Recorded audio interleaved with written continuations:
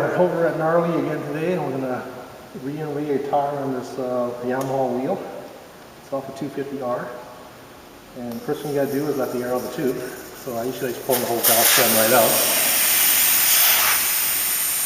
And then you back off the nut that holds the valve stem in place.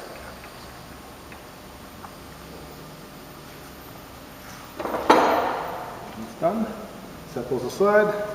You want to break the bead off this tire, and how you do that is pretty much you put one of the tire levers underneath the rim, press squeeze under, and give it a good push.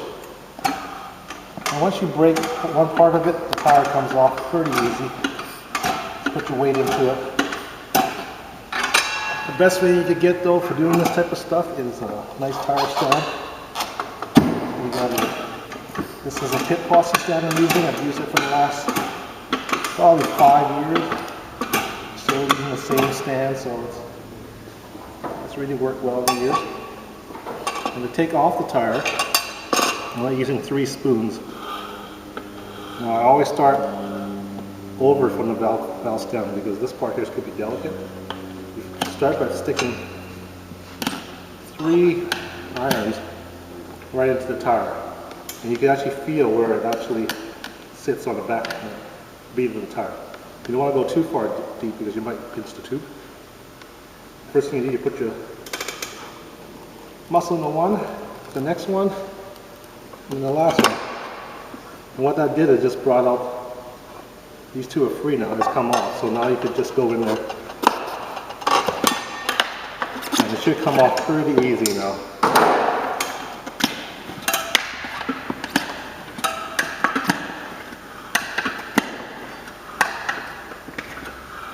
Okay, now that one side's completely off, I like to take the tire, I'll flip it over,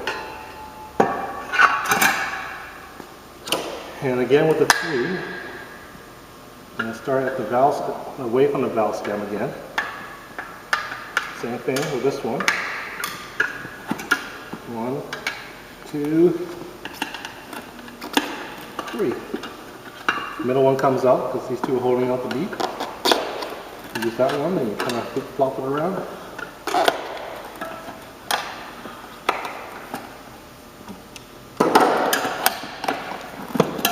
Once you get to about 3/4 of the way out, the tire actually falls into the rim, like it did there. Just give it a push. So now you have all this space here, and just give the tire a push on the opposite side where it's stuck in the wheel. And voila, comes right off. I examine the rim to make sure there's nothing sticking out of the rim band or anything protruding through the aluminum or anything sharp that might cut the tube. This one looks pretty good. Take the old tire off. The customer wants to reuse the tube. If the tube's holding air and it doesn't look like it's, doesn't have any tears or doesn't look worn out, no reason why you can't reuse the tube. But you got to put the valve core back in, because that's not going to air out it. And then you stick some air into the tube. About yay much, just to make the round shape of it. And this is the new tire. It's a Dunlop 606. You got to make sure they're not directional. This one here isn't directional, I don't believe. So we're good.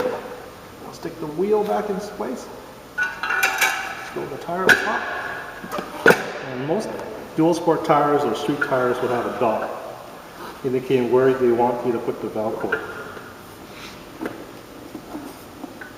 Supposedly a balancing act, but I've yet to see one that goes balanced without any weight, just by doing that. So I figure they recommend it, will not follow their lead there.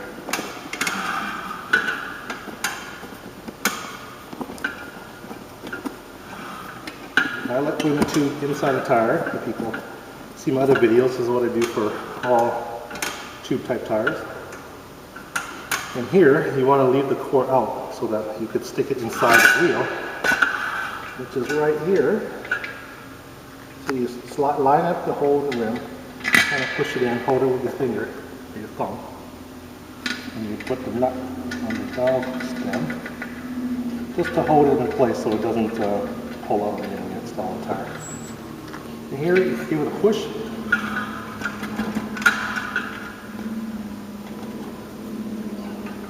And then I use my lube on the bead. It's just nothing more than a soap water mix. And then I usually start, because I'm right-handed, I start on the left side. It's just a preference. You don't have to do the left side. You go on the right side you want it to. It just depends on if you're right or left-handed.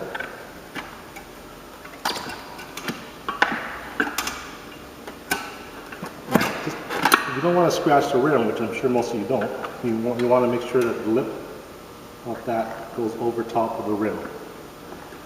Because if it doesn't and it slips, you have a scratch on your rim. So now I got one side on. Everything's set. The tube is in the tire really well. I take my rim, another tire lever, and my bead buddy. I like setting the bead buddy on one side of the valve stem. If it doesn't have a rim lock, which this wheel doesn't have, I like setting it up just on the opposite side of the valve stem. And then I go counterclockwise on the tire. You just basically take the lever and you go back and forth until you get to about halfway. The tire will start getting stiff.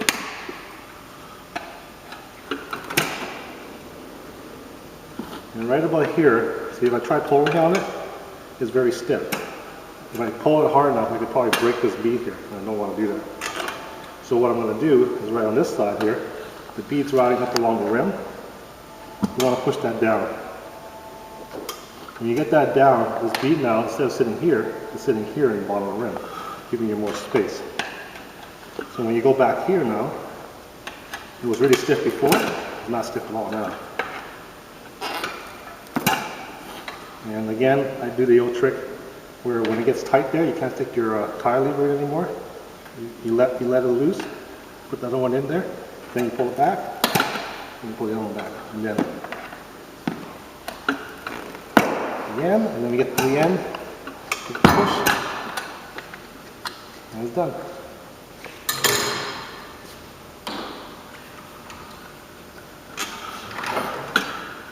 And then the final step is just to air it out and make sure the bead sets.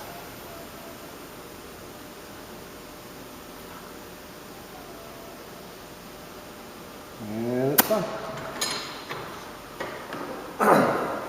And on the dual sport tires, I like to run about 35 psi. 25 psi. If he's running on the street, if he's running on the road, if you're running off-road, I wouldn't go lower than 12. So I'm going to set this one at about 20. So he's going to run the road for a while. A good customer could adjust the pressure as he sees fit. And I put the valve cap back on. I always leave these nuts loose. And check the wheel one more time, make sure the bead is set. And it looks good. Another tire done. Thank you very much.